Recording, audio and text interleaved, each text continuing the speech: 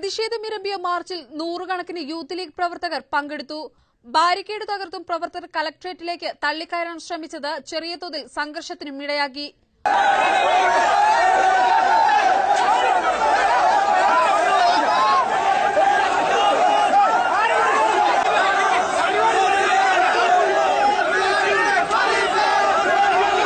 പ്രതിഷേധത്തിനിടെ പ്രവർത്തകർ സമീപത്തെ പിണറായി വിജയന്റെ ബോർഡും ഇടത് സംഘടനയുടെ കൊടിമരവും തകർത്തു.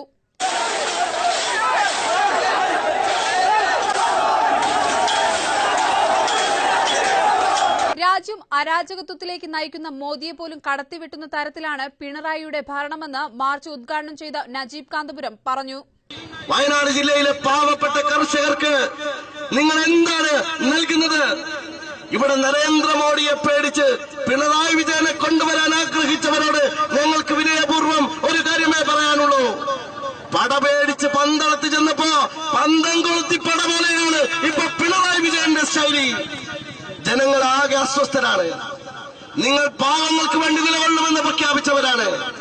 നിങ്ങൾ സാധാരണ ജനങ്ങളുടെ കൂടെ നിൽക്കുമെന്ന് പറഞ്ഞവരാണ്. നിങ്ങൾ കർഷകരുടെ വികാരങ്ങൾക്കൊപ്പം നിൽക്കുമെന്ന് പറഞ്ഞവരാണ്. ഞാൻ ചോദിക്കട്ടെ, ഇവിടുത്തെ സാധാരണക്കാരന് നിർലോഭം നൽകിയിരുന്ന പെൻഷൻ എന്താണ് പിണറായി വിജയൻ ചെയ്തിരിക്കുന്നത്? 5.5 ലക്ഷം ആളുകളെ പെൻഷൻ പട്ടികയിൽ നിന്ന് വെട്ടിനിരത്തിരിക്കുകയാണ് പിണറായി വിജയൻ.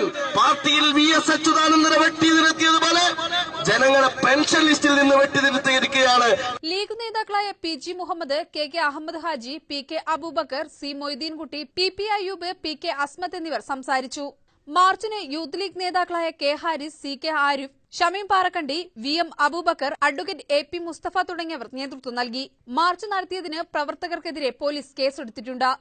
വയനാട് വിഷൻ, കൽപ്പറ്റ.